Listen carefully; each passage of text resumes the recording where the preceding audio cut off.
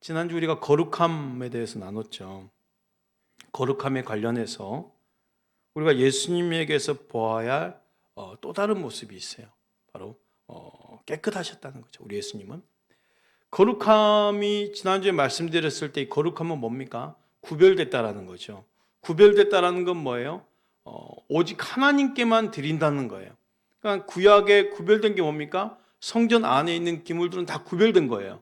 오직 하나님께만 쓰는 것들, 금촛대, 또 향단.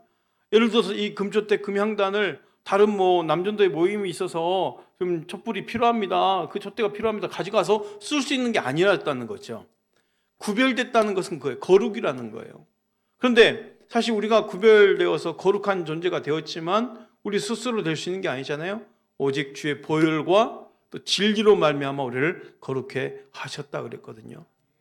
오늘은 예수님이 지금 거룩함에 대해서 나눌 때 또 한 가지 나눌 게 있어요. 깨끗하셨다는 거예요. 예수님 깨끗하셨어요. 그러니까 우리가 예수님께 소망을 둔다고 한다면 예수님의 깨끗하신 것 같이 우리를 깨끗게 하실 것이라는 거죠. 우리도 예수님처럼 깨끗하게 되어야 된다는 거예요. 요한일서 3장 2절 3절 말씀 한번 볼까요? 사랑하는 자들아, 우리가 지금은 하나님의 자녀라. 장래에 어떻게 될지는 아직 나타나지 아니하였으나 그가 나타나시면 우리가 그와 같을 줄을 아는 것은 그의 참모습 그대로 볼 것이기 때문이니 주를 향하여 이 소망을 가진 자마다 그의 깨끗하심과 같이 자기를 깨끗하게 하느니라. 그의 깨끗하심과 같이 자기를 깨끗하게 하느니라 그랬어요. 우리도 깨끗하게 되어야 된다는 거죠. 그럼 깨끗하게 된다는 것은 무슨 의미일까요? 우리를 깨끗하게 하실 것이라는 것은 보여지는 외적인 깨끗함이 아니라는 거예요. 마음입니다. 내부적인 깨끗함을 말해요. 곧 마음의 깨끗함, 청결함이죠. 바울이 디모데전서 쓴 목적도 이와 같습니다. 디모데전서 1장 5절 말씀이에요. 이 교훈의 목적은 청결한 마음과 선한 양심과 거짓이 없는 믿음에서 나오는 사랑이거늘. 청결한 마음이라고 그랬죠. 선한 양심, 거짓이 없는 믿음에서 나온 사랑이거늘. 그러니까 바울이 디모데가 청결한 마음, 곧 더러운 것이 없는 마음에서 나오는 그 사랑을 소유하기를 원했다는 거예요. 바울이 너 그 마음에 있는 청결한 마음이 곧 깨끗한 마음이거든요. 우리 믿음의 사람들이 하나님의 그 얼굴을, 하나님을 볼 수 있으려면 갖춰야 할 것도 바로 이것이죠. 먼저는 거룩함이고 또 하나의 요구가 있어요. 마음이 청결한 거예요. 따라합시다. 마음이 청결한 자는 하나님을 볼 것이며. 5장 8절 말씀입니다. 마태복음. 마음이 청결한 자는 복이 있나니 그들이 하나님을 볼 것이며. 우리 입술의 말과 행동이 지금 무엇인지 살펴보십시오. 왜냐하면 내 입술은 내 마음에 있는 것이 나오게 되었거든요. 혹시 내 입술에서 분노의 말이 나오는지, 이기적인 말이 나오는지, 저속한 말이 나오는지, 또 내 행동이 욕심을 채우려고 하는 행동인지, 칭찬받을 만한 행동인지를 스스로 살펴봐야 된다는 거예요. 내 입술의 말과 내 행동이 결국 내 마음에 있는 것이 나오기 때문에 내 입술의 말과 행동을 살펴보는 거예요. 내 마음이 정말 청결한지, 내 행동을 보면서 말이죠. 내 입술을 보면서 말이죠. 만약 내 입술에 더러운 말이 나오고 이기적인 말이 나오고 불평의 말이 나오고 내 행동이 그러하다면 내 마음이 지금 청결하지 않다라는 것입니다. 우리 마음이 예수님 마음처럼 청결하다면 우리 입술의 말과 행동이 정말 청결하고 맑은 것이 되겠죠. 그래서 우리는 다윗이 주님께 부르짖었던 그 기도와 동일한 기도를 드릴 필요가 있어요. 시편 51편 10절 13절 말씀. 하나님이여, 내 속에 정한 마음을 창조하시고 내 안에 정직한 영을 새롭게 하소서. 나를 주 앞에서 쫓아내지 마시며 주의 성령을 내게서 거두지 마소서. 주의 구원의 즐거움을 내게 회복시켜 주시고 자원하는 심령을 주사 나를 붙드소서. 그리하면 내가 범죄자에게 주의 도를 가르치리니 죄인들이 주께 돌아오리이다. 시편 51편은 어떤 시인지 아시죠? 다윗이 회개하며 고백한 시죠. 특별히 밧세바 동침한 후 나단 선지자 찾아와서 죄를 지적했을 때에 그 사람들 앞에서 자신의 죄를 자백하면서 회개하는 다윗입니다. 모든 신하 앞에서, 그죠? 내가 죄인입니다 고백하면서 또는 온전한 참회의 기도를 공개적으로 기록한 시가 바로 51편 시예요. 이 51편을 보면서 다윗의 그 이후의 믿음의 사람들이 어떤 생각을 갖겠어요? 아, 그래, 다윗이 지금 이 시를 기록하면서 그냥 그 죄 가운데 고통만 가는 것이 아니라 죄 사함으로 인해서 얼마나 큰 기쁨을 가지고 있는지를 우리가 깨닫게 되는 거죠. 혹여 죄 사함의 기쁨을 알지 못하고 용서의 하나님을 알지 못하는 범죄자들에게 가르쳐 주어서, 그렇죠? 그들도 주께로 돌아올 수 있도록 하기 위해서 이 시편 51편이 공개적으로 기록되어 보여지고 있는 거예요. 때문에 이 시편 51편 지금까지도 우리에게 남아서 가르침이 되고 있는 거예요. 다윗은 하나님께 제 용서의 고백을 하면서 가장 회복되기를 원하는 것이 있었어요. 마음입니다. 마음. 내 속에 정한 마음을 창조하시고 마음이 회복되기 원했다는 거예요. 그래서 깨끗하게 된다는 것은 다른 게 아닙니다. 마음입니다. 따라합시다. 내 속에 정한 마음을 창조하시고, 정한 마음은 깨끗한 마음이죠. 정결하게 씻겨진 마음이죠. 그래서 내가 깨끗하게 됐다라는 것은 내 마음이 깨끗하게 씻어지기 원한다는 거예요. 그렇죠? 그래서 다윗은 하나님께 제 용서 고백하면서 가장 먼저 회복되기 원하는 것이 바로 마음이었어요. 하나님이요, 내 마음을 깨끗하게 씻겨주십시오 하면서 말이죠. 그래서 정한 마음으로 새롭게 창조되기를 구했던 거예요. 정직한 영으로 나를 새롭게 해달라고 간구하고 있다는 거예요. 깨끗하게 된다는 것은 곧 내 마음이 청결하게 된다는 거예요. 사랑하는 성도 여러분, 우리 예수님이 깨끗하신 것처럼 여러분들도 깨끗하게 되시기를 축복합니다. 그걸 사모하는 거예요. 하나님, 내 마음이 깨끗하게 될 수 있도록 정한 마음으로 창조하여 주십시오. 그러기 위해서 회개의 그 제사함에 간구하는 기도가 반드시 필요하겠죠. 그래요. 마음이 어떻게 깨끗해지겠습니까? 깨끗한 마음을 갖기 위한 방법은 하나님께 구하는 거. 하나님, 나를 깨끗한 마음으로 만들어주세요 하면서 기도하는 거죠. 그리고 우리는 그 기도에 하나를 더 해야 됩니다. 야고보 4장 7절 8절 말씀이에요. 그런즉 너희는 하나님께 복종할지어다. 마귀를 대적하라. 그리하면 너희를 피하리라. 하나님을 가까이하라. 그리하면 너희를 가까이 하시리라.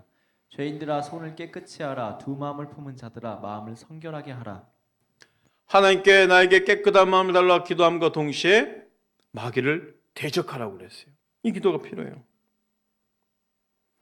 그래서 두 마음을 품은 자들아, 마음을 성결하게 하라 그랬잖아요. 야곱은 하나님께 복종하고 마귀를 대적하라고 말하고 있네요. 만약 우리가 이 두 가지를 하게 되면 약속받은 대로 사단은 우리에게서 도망할 것입니다. 그리고 나서 거룩하시고 성결하신 그 하나님을 가까이 하는 것이요. 그러면 하나님도 나를 가까이 하시겠다는 거네요. 그리고 손을 깨끗이 하고 우리의 마음을 성결하게 하라고 요구하십니다.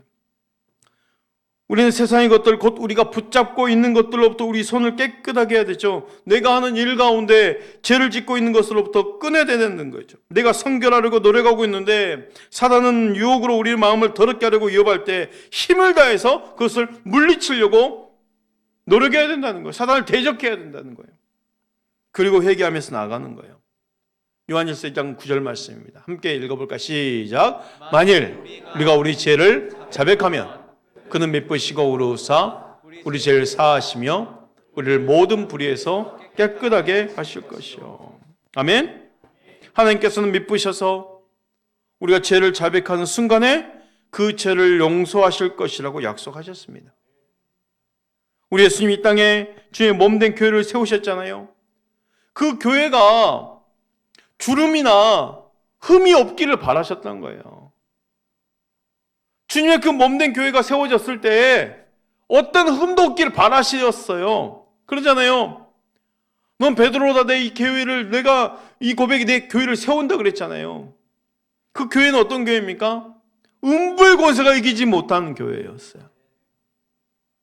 근데 베드로는 순간 주는 그리스도의 살아계신 하나님의 아들이십니다 고백한 후에 그 고백 위에 주님이 교회를 세우시겠다고 너는 반석이다 말하면서 그때부터 본인이 어떻게 죽어야 될 것, 어떻게 고난받아야 할 것을 말하니까 순간 베드로가 어떻게 말합니까? 주님, 그런 일이 있어서는 안 됩니다.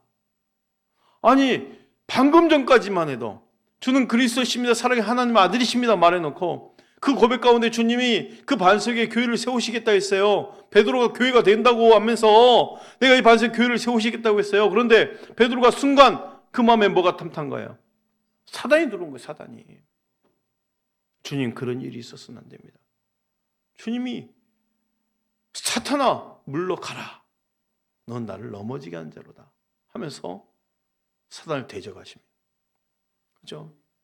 베드로는 그 어떤 그 고백도 할 수 없는 그 위대한 고백을 했잖아요. 이를 알게 하니는 너가 한 것이 아니라는 거예요. 아버지께서 알려주지 않으면 할 수 없는 고백, 어느 누구도 할 수 없는 고백을 베드로는 했잖아요. 그런데 주님께로부터 사단아 물러가라는 말도 불과 몇 분 후에 듣게 되는 거예요. 근데 교회가 말이죠. 주님이 어떤 흠도 없고 어떤 주름도 없고 음부의 권세 이기지 못한 교회를 세우고 있다는 그 마음이 누구를 통해서 드러납니까? 베드로를 통해서 나중에 드러나요. 베드로가 교회 지도자가 됐잖아요. 초대교회가 세워졌잖아요. 성령을 받고 난 후에 사람들이 자기 소유를 팔아다가 그죠? 서로 나누며 그렇게 교회를 세워가고 있는데 거기에 사단이 틈탑니다. 교회를 흔들려고요. 교회에 흠이 있게 만들려고요. 교회에 주름이 잡히게 만들려고요. 아나니아 삽비라가 물건 판값을 가지고 이 땅 판값 전부입니다 하면서 가져와요. 근데 베드로가 성령을 속이는 그들을 향해서 명령했을 때 그 순간 즉사합니다. 어떻게 그럴 일이 있을까 할 정도로 너무하지 않나 싶을 정도로 적어도 헌금을 한 사람이 어떻게 그런 일을 당할까? 근데 이거를 정말 깊이 들여다보면요, 주님이 세운 이 초대교회는요, 어떤 흠도 없기를 바라는 예수의 마음이 담겨 있는 거예요. 그렇잖아요. 어떤 흠이 없기를 바라는 마음인 거예요. 정말 정결하고 깨끗한 교회, 그 세워진 교회가 말이죠. 보세요. 흠과 티가 없게 하기를 갈망하는 의미인 건지요. 에베소서 5장 27절을 보면요, 이렇게 말하고 있습니다. 영광스러운 교회로 세우사 티나 주름 잡힌 것이나 이런 것들이 없이 거룩하고 흠이 없게 하려 하심이라. 흠과 티가 있으면 어떻게 합니까? 흠이 있으면은 펴야죠. 티가 있으면 털어내야 되고, 주름 잡힌 게 있으면 이 다리미로 깨끗이 다리면서 펴야 되는 거 아닙니까? 그만큼 티나 흠이 있으면 그걸 피기 위해서 또 깨끗하게 만들기 위해서 힘과 노력이 필요하다는 거예요. 힘과 노력이 필요해요. 수고가 필요해요.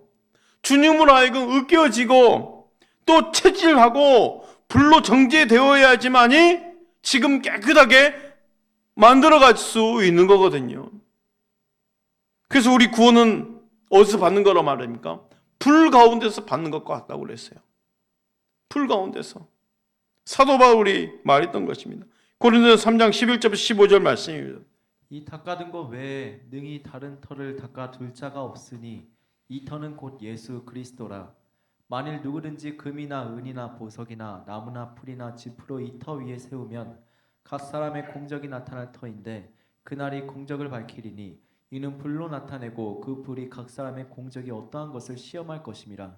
만일 누구든지 그 위에 세운 공적이 그대로 있으면 상을 받고 누구든지 그 공적이 불타면 해를 받으리니 그러나 자신은 구원을 받되 불 가운데서 받은 것 같으리라. 불 가운데서 구원을 받는다라고 그러죠. 우리 이 땅에 있는 동안 끊임없이 정제되어져야 된다는 거예요. 끊임없이 불로 정제되어져야 된다는 거예요. 왜요? 그리스도께서는 항상 우리를 거룩하고 흠이 없고 티나 주름 잡힌 것이 없는 신부로 부르시기 때문에 항상 불로 정제되는 거예요. 끊임없이 주 앞에 나아가면서 회개하면서 제사함 받으면서 그 용서의 은혜를 누리고 기쁨을 누리면서 정제되는 그런 교회가 되어가는 거죠. 그럼 우리는 누구와 함께 사는 것입니까? 따라합시다. 내가 아니라 내 안에 그리스도께서 사는 것입니다. 비록 하나님께서 우리가 자신들을 거룩하고 깨끗하게 할 의무를 다하기를 바라고 계시지만 우리가 그리스도처럼 되는 것이, 무엇을 해서 되는 것이 아니고 무엇을 안 해서 안 되는 것이 아니라는 거예요. 이미 우리는요, 그리스도처럼, 예수 그리스도처럼 될 수 있습니다. 우리 주님이 그렇게 말씀하셨거든요. 내 노력이 아닌 거예요, 사실은. 내가 무엇을 해서 되는 것이 아니에요. 무엇을 안 해서 안 되는 것이 아니에요. 이미 우리는 선포가 되었어요. 거룩한 하나님의 자녀예요. 택한 백성이에요. 내 노력이 아닌 거죠. 어떻게 가능합니까? 내 안에 그리스도께서 나로 하여금 그분처럼 되게 하시는 거예요. 내가 사는 것이 아니라 내 안에 그리스도께서 사는 것이기에.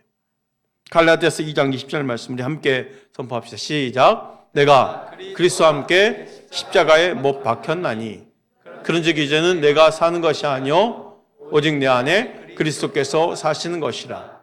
이제 내가 육체 가운데 사는 것은 나를 사랑하사 나를 위하여 자기 자신을 버리신 하나님의 아들을 믿는 믿음 안에서 사는 것이라. 그래서 아멘.